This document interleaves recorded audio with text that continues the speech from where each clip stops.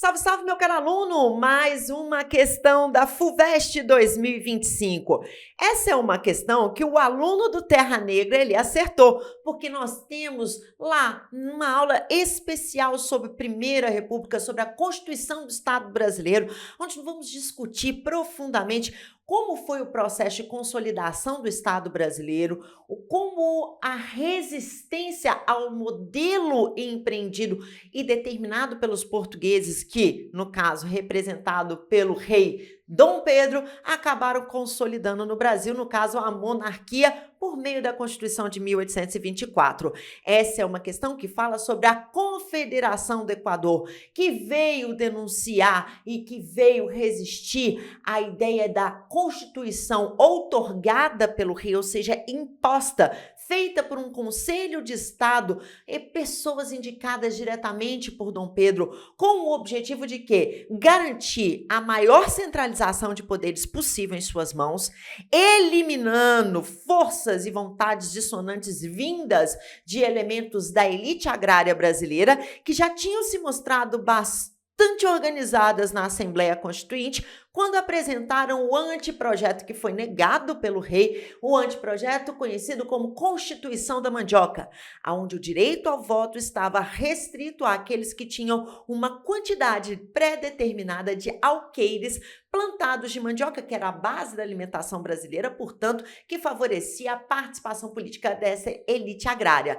Insatisfeito, o rei vai dissolver esta proposta constitucional e a Assembleia Constituinte, vai reunir o seu Conselho de Estado e vai elaborar uma nova Constituição, a primeira Constituição brasileira, na qual nós teremos a reafirmação do sistema monárquico. Então nós teremos uma certa continuidade em relação à experiência política, ao sistema político português, embora nós já fôssemos independentes, né? A família real era a mesma, a monarquia continuou existindo, mas o que é interessante e que causou também bastante desconforto, levando à eclosão dessa Confederação do Equador, que é o poder moderador, o quarto poder, acima dos três poderes, legislativo, executivo e judiciário, estava o poder do imperador, que poderia, de alguma forma, interferir em todos os outros poderes. Na Confederação do Equador, há o desejo, antes de qualquer coisa, de uma maior possibilidade de atuação das províncias, de uma maior autonomia provincial. Então, vamos ao texto e vamos às questões, que você vai ver que está bastante claro para quem conhece um pouquinho de Confederação do Equador. Brasileiros, está conhecida nossa ilusão ou engano em adotarmos um sistema de governo defeituoso em sua origem, ou seja, já há uma crítica explícita à monarquia, e mais defeituoso em suas partes componentes. Partes componentes seriam essas características, tal qual o poder moderador.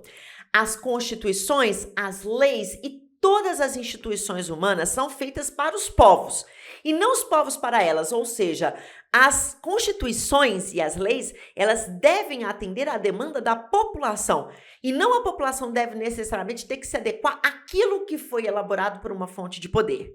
Eia, pois, brasileiros, tratemos de constituirmos um modo análogo às luzes do século em que vivemos, fazendo uma menção aos princípios iluministas, à ideia de que todos são iguais perante a lei, a visão contrária a essa centralização de poderes na mão do monarca e a uma referência objetiva. O sistema americano deve ser idêntico.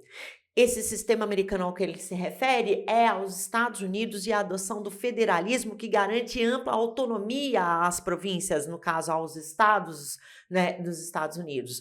Desprezemos instituições oligárquicas só cabidas na encanecida Europa, ou seja, nós estamos fazendo uma menção a essa ideia de poderes concentrados, a um núcleo de uma elite que se assemelha muito àquela lógica da nobreza de corte tão tradicional nas monarquias europeias. Mas vamos então agora à pergunta, ao enunciado e aos itens.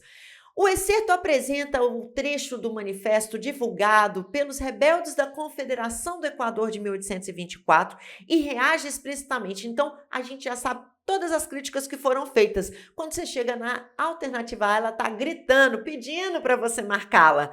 A dissolução da Assembleia Constituinte, e foi exatamente isso que aconteceu, isso foi visto como uma medida autoritária, assim como a outorga imposição de uma Constituição elaborada pelo Conselho de Estado. Resposta correta. Mas vamos às outras alternativas. Vamos encontrar o erro das outras alternativas.